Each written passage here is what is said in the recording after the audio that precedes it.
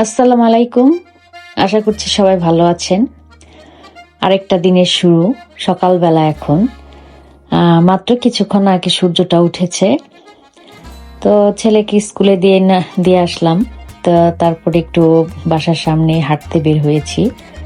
ওয়েদারটা খুব সুন্দর আর ঠান্ডাটা মনে করেন এয়ার কন্ডিশনের মতো ঠান্ডা।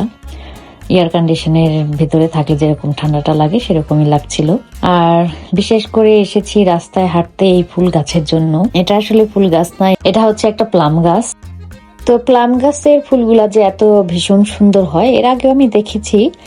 তো রাস্তায় 3টা মাত্র গাছ, তো কয়েকবারই দেখেছি। তো ভাবছিলাম যে এখানে হাঁটতে আসব। আর ফুলগুলা দেখতে ভীষণ সুন্দর, পিঙ্ক কালার, গোলাপি কালার। তো ক্যালিফোর্নিয়াতে তো রাস্তায় অনেক ধরনের ফুল গাছ দেখা যেত, প্লাম গাছও দেখা যেত, এটার আর একটা সাদা কালার আছে সেটাও দেখা যেত। পুরা রাস্তাটাতে মনে হচ্ছিল আমি একাই হাঁটছি, আসলেই তাই। এত সুন্দর রাস্তা, ক্লিন, পরিষ্কার, কোনো মানুষজন নেই। আর এই যে পাশ দিয়ে যে গাড়ি যাচ্ছে, শুধু গাড়িরই শব্দ শোনা যাচ্ছে। তো মনে মনে ভাবছিলাম যে এই গাছগুলা যদি একদম লম্বা করে সবগুলা গাছ এখানে সারিবদ্ধভাবে থাকতো, আরো দেখতে না যেন কত সুন্দর লাগতো। তো আমি বারবারই শুধু গাছের দিকেই তাকিয়েছিলাম। আসলে গাছ 3টা দেখতেই আমি মূলত গিয়েছি ওখানে। তো কয়েকদিন যাবত ভাবছিলাম যাব। তো একটু ঠান্ডা ঠান্ডা বেশি ছিল আর যেতেও অলসতা লাগছিল। তো আজকে ভাবলাম যে ছেলেকে স্কুলে দিয়ে গাড়িটা বাসার সামনে পার্ক করে আমি একাই হেঁটে চলে আসছি, খুবই কাছে। তো ওয়েদারটা আর একটু ঠান্ডা কমলে ভালো লাগবে হাঁটতে।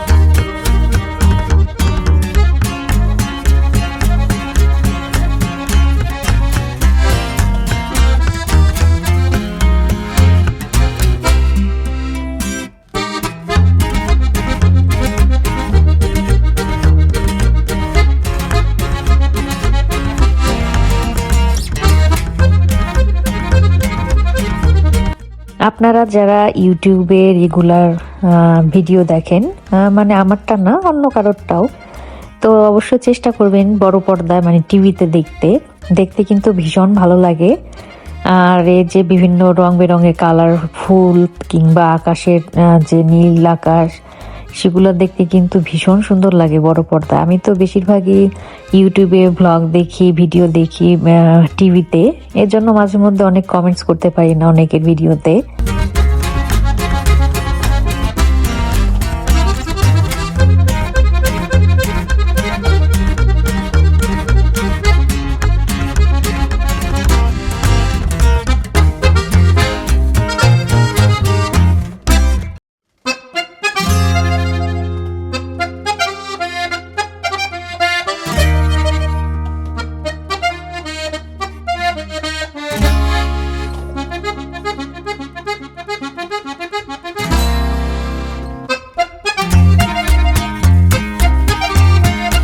হাঁটতে ভালোই লাগছে, কিন্তু বেশ ভালো একটা ঠান্ডা ঠান্ডা লাগছে। বেশিক্ষণ আর থাকা যাবে না, কারণ সকালে এরকম ঠান্ডার মধ্যে হেঁটে অভ্যাস নাই। তো এই জন্য এখন বাসায় চলে যাচ্ছি। আর বাসায় গিয়ে একটু কাজও আছে, বাইরে যেতে হবে। আজকে যাব মুরগির ফার্মে মুরগি কিনতে। তো চলুন আপনাদেরকে নিয়ে যাই। কিন্তু মুরগির ফার্মের এর আগে আমি ভিডিও করেছি, আমার চ্যানেলে আছে, তবে ফার্মটা দেখাবো না। তো কি মুরগি কিনে আনলাম সেটা অবশ্যই আপনাদেরকে দেখাবো। তো আজকে হাঁটাহাঁটি এ পর্যন্তই, কারণ শীত লাগছে।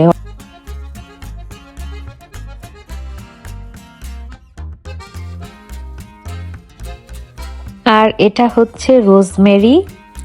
রোজমেরির কথা তো আপনারা অনেকেই জানেন, এত সুন্দর একটা স্মেল এটার পাতা দিয়ে, আর ফুলগুলিও বেশ ঘ্রাণ। আর এই যে দেখেন মৌমাছিগুলি কিন্তু সুন্দর মধু খাচ্ছে। এখন তো আসলে বিভিন্ন ফুল ফুটবে, মৌমাছির অনেক আনন্দ। ওদের মতো হতে পারলে আসলে বেশ অনেক মধু খাওয়া যেত ফুলে ফুলে ঘুরে ঘুরে। তো রোজমেরি যে গাছগুলা থাকে এগুলা কিন্তু শোভাবর্ধনের জন্য অনেকে বাসার সামনেও লাগায়, এটা রাস্তার পাড়েও লাগিয়েছে। আর এই গাছগুলা কিন্তু অনেক ঝাঁকড়া হয়। তো এটার অনেক গুণাগুণ সেটা আপনারা জানেন, অনেক ফ্লেভার থাকে এটার মধ্যে। তো এই তো আমরা বের হয়ে গেলাম লাইভ চিকেন মানে তাজা মুরগি কেনার উদ্দেশ্যে ফার্মে। এখান থেকে আমাদের 30 মিনিট লাগবে দেখাইলো।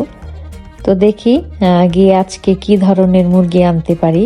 এর আগেও একবার দেখিয়েছি আপনাদের, তখন কিন্তু বেশ বড় বড় সাইজের মুরগি এনেছিলাম, সেটার এক একটার এক এক দাম ছিল। তো আজকে কপালে কি আছে দেখা যাক কি মুরগি আনতে পারি। তো এবারকার মুরগিগুলা আমরা কিন্তু এক একটা $15 করে নিল আমাদের কাছ থেকে। আর বড় বড় মোরগ পেয়েছিলাম, মোরগের বেশি দাম $50। এক একটা মোরগ চাইলো, দেশি মোরগ $50। দেখি মুরগি, হ্যাঁ বাহ সুন্দর রে, পালতে পারলে ভালোই তো। তানজিম পছন্দ করি, একটু রেখে দিম না? ওই যে এখানে গাছের নিচে রাখুম।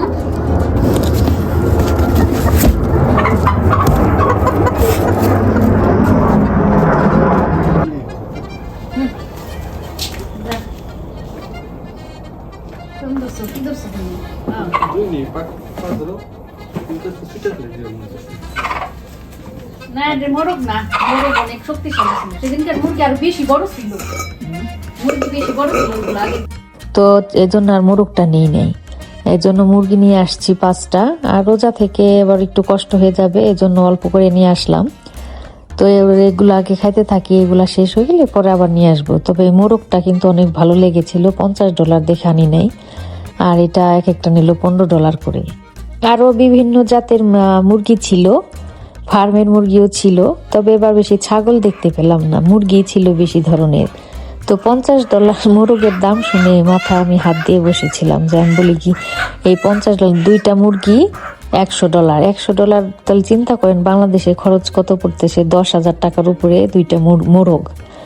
আমি বলি কি যে মুরগি না খেলেও তো আমি এই মোরগ কিনবো না $50 দিয়ে, অনেক বেশি এক্সপেন্সিভ। আর দামাদামিও করলাম, দিলই না।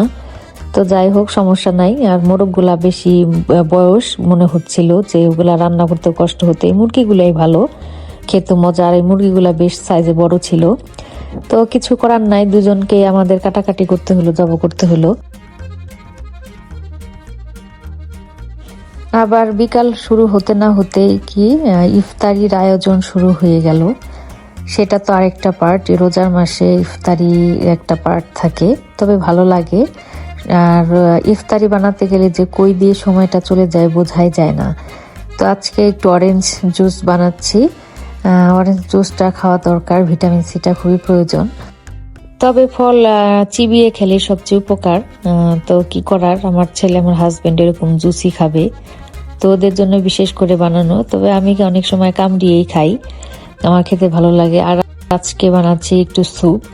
এটা আমি মুরগির কিমা বানাতে গিয়ে বেশি নরম হয়ে গেছিল, বানাতে পারিনি। পরে ভাবলাম যে এটা দিয়ে আমি চিকেন স্যুপ বানাই ফেলি। তো যে কথা সেই কাজ, আর চিকেন স্যুপই বানাচ্ছি। তো স্যুপ খেতে কিন্তু আমার ভাল লাগে। এখন বাসার আর কারো কি ভাল লাগে তেমন না মনে হয়, তবে আমার ভাল লাগে। আর এই যে পেঁয়াজও বানাচ্ছি, পাশাপাশি ভাজা পোড়া তো থাকবেই মাস্ট। আমার ছেলেও পছন্দ করে, ভাজা পোড়া ছাড়া তো হবে না, অন্য কিছু হেলদি খাবারের পাশাপাশি ভাজা পোড়া থাকবে। আর এটা হচ্ছে মুরগির কিমা, আর একটু পেঁয়াজ দিয়ে আমি একটু নাড়ানাড়ি করছি, একটু পিঠার মতো করে বানাবো। এটাও কিন্তু খেতে বেশ মজা। আর এই যে ডোটা দেখছেন গোল গোল রুটির মতো, সেটা কিন্তু আমি দোকান থেকে কিনে নিয়ে আসছি। এটা হাতেও বানানো যায়, কিন্তু এই তো সময় স্বল্পতার মানে সময় বাঁচানোর জন্য তো যদি কিনতে পাওয়া যায় তাহলে তো কেনাটাই ভালো। তো এই জন্য আমি এটা কিনে নিয়ে আসছি। আর সুন্দর করে এটার ভিতরে মাংসের পুর ভরে ভেজে নিয়েছি। তো খেতে ভীষণ মজার ছিল।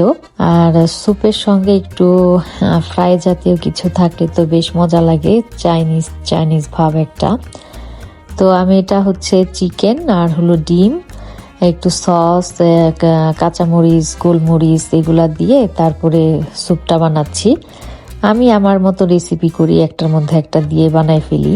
আমি ওই ইউটিউবে অনেক রেসিপি দেখি, কিন্তু ওইগুলি সরাসরি আমি ফলো করতে পারি না। দেখা যায় একটা উপাদান থাকে আর একটা উপাদান থাকে না। তো আমার ঘরে যা থাকে আমি তা দিয়েই স্যুপ বানাই, তবে টেস্টি লাগে, খারাপ লাগে না। এখন ডিমটা একটু দিয়ে দিচ্ছি, যেহেতু এটা কর্ন স্যুপ ওইরকম টাইপেরই, তো এই জন্য ডিমের পুরো সাদা এবং কুসুমটাও দিয়ে দিলাম পুরোটাই। তবে স্যুপ খাওয়া কিন্তু ভালো রোজার মধ্যে। আপনি পানি একটু কম খাইতে চাইলে একটু স্যুপটা খেলে পানির ঘাটতি পূরণ হয় আর কি। আর ওই যে ভিতরে মাংস দিয়ে যে আমি একটু পিঠার মতো তৈরি করেছি, সেটা এখন ভেজে নিচ্ছি। তো ভাজা পোড়ার পাশাপাশি আমি একটু হেলদি হিসেবে স্যুপটা রাখলাম। আর ফল টল তো এরকম কামড়িয়ে তো খেতে ইচ্ছে করে না, জুস আকারে খাওয়া যা হয়।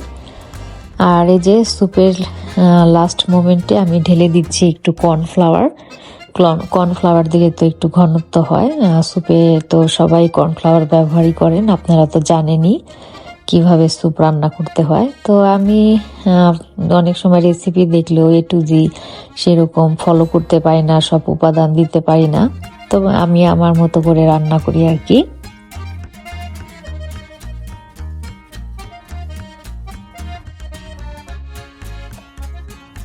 এই স্যুপটার মধ্যে যে আস্ত যে কর্নগুলা থাকে সেগুলা দিলেও কিন্তু বেশ ভালো লাগে। তো আমার ঘরে ছিল না দেখে আমি আর দেই নেই, তবে নেক্সট ডে আমি এটা দিতে চেষ্টা করব যে আসলে খেতে কেমন হয়। আমার কাছে মনে হয় ভালোই হবে, কারণ চাইনিজরা কিন্তু এরকম করেই খায়। আর এই সমস্ত স্যুপের মধ্যে কিন্তু অনেক সময় সবজি টবজিও দিলে ভালো লাগে খেতে, খারাপ লাগে না। তো আর শেষ মুহূর্তে একটু বানিয়ে নিলাম হচ্ছে আনারস ভর্তা। এটা কিন্তু আপনারা অবশ্যই খেতে পারেন। আনারসটাকে একটু পাতলা করে কাটবেন, ছোট ছোট করে পাতলা করে কাটবেন। কাসুন্দি থাকলে কাসুন্দি, পেঁয়াজ না, কাঁচামরিচ আর হলো ধনিয়া পাতা। আর যদি কাসুন্দি থাকে তাহলে কাসুন্দি দিয়ে একদম চটকিয়ে আর বিট লবণ দিয়ে মাখায় নিবেন।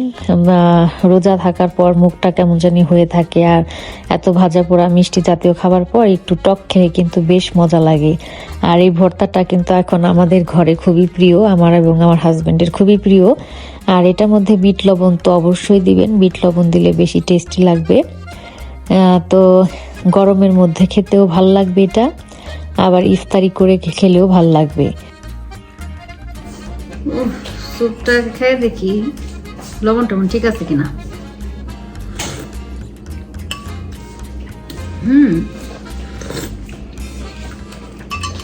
মজা হয়েছে। একটু লেবু নেই এটার মধ্যে।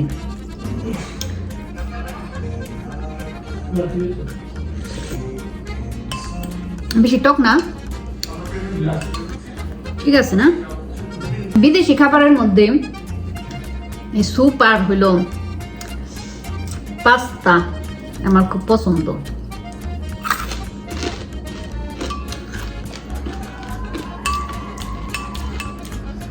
একটার মধ্যে একটা দিয়ে স্যুপ রান্না করি, খেতে তো ভালোই লাগে।